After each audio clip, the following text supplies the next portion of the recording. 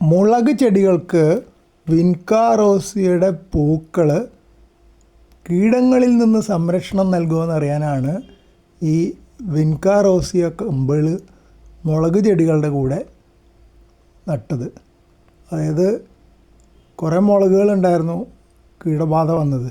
അപ്പോൾ ഞാൻ അതിലൊക്കെ കുറേ കേടുള്ള ഭാഗം മുറിച്ച് കളഞ്ഞിട്ട് വിൻകാറോസിയ കുറേ വളർന്നുണ്ടായിരുന്നു വേറെ ചെടിച്ചട്ടിയിൽ. അതിൻ്റെ അടുത്ത മുളകിന് കാര്യമായിട്ട് കേടുമില്ല. അപ്പോൾ ഇങ്ങനെ നട്ടുകൊടുത്തതാണ്. ഒരു 5-6 നട്ടുണ്ട്. അതിൽ കൂടുതൽ വെയിലത്ത് നിൽക്കുന്ന 2-3 ഇപ്പോഴും തളർത്ത് നിൽക്കുന്നത്. തളർത്തു എന്ന് പറയാൻ പറ്റില്ല, പൂക്കൾ ഇപ്പോഴും നന്നായിട്ട് ഉഷാറായിട്ട് നിൽക്കുന്നുണ്ട്. പക്ഷേ ഇതൊക്കെ കണ്ടില്ലേ, ഇതൊക്കെ വാടി തുടങ്ങി. എല്ലാത്തിൻ്റെയും ഇലകൾക്ക് വാട്ടുണ്ട്. ഇത് വല്ലാണ്ട് വാടി.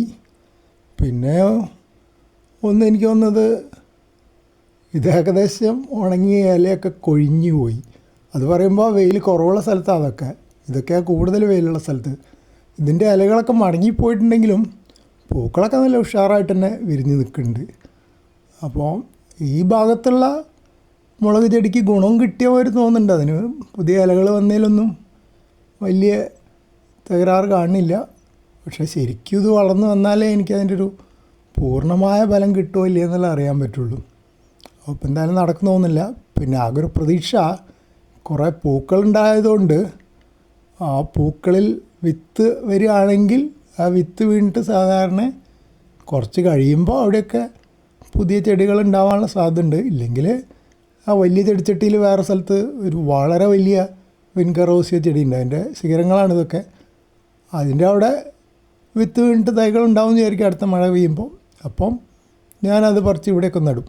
വേറെ സ്ഥലത്ത് ഞാൻ ഒരു ചെറിയ വിൻകാറോസിയ റീപോട്ടിങ് ചെയ്ത് ഇതേപോലെ നട്ടത് തിരക്കില്ലാതെ വളരുന്നുണ്ട് വേറൊരു ചെടിച്ചട്ടിയിൽ. അത് പക്ഷേ അവിടുത്തെ മുളകിന് ഒരുപാട് കേടുള്ളതുകൊണ്ടാന്ന് തോന്നുന്നുണ്ട്. അത് പ്രത്യേകിച്ച് ഗുണമൊന്നും ആയില്ല.